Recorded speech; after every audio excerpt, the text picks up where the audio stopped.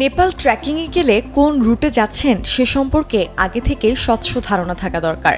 কোন কোন পথ পাড়ি দিতে হবে, পথটা কেমন, সর্বোচ্চ কত উচ্চতায় আপনাকে হাঁটতে হবে, তার সবকিছুই আগে থেকে জেনে নিন।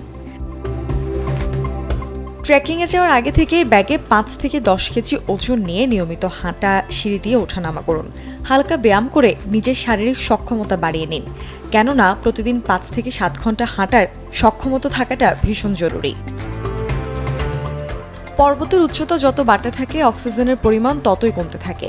বাতাসে অক্সিজেনের পরিমাণ কম থাকায় শরীর খাপ খাওয়াতেও সময় নেয়।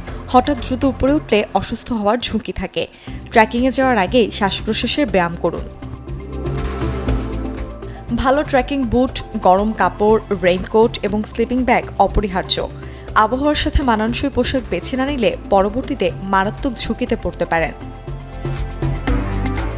নেপালের অধিকাংশ ট্রেকিং রুটেই পারমিট লাগে।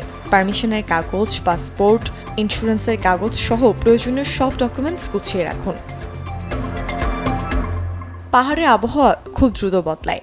রোদেলা দিনেও মুহূর্তেই তুষারপাত বা বৃষ্টিতে বদলে যেতে পারে। তাই যাত্রার আগে ও চলাকালে নিয়মিত আবহাওয়ার খবর নিন।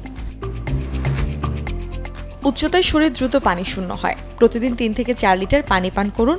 সহজপাচ্য এবং শক্তিদায়ক খাবার গ্রহণ করুন। ট্রেকিং শুধু শারীরিক নয়, মানসিক পরীক্ষাও। ক্লান্তি, ঠান্ডা এবং থাকা খাওয়ার সীমিত সুযোগ সুবিধার মধ্যে মানিয়ে নেওয়ার জন্য মানসিকভাবে প্রস্তুতি রাখুন। Desk report, channel 24।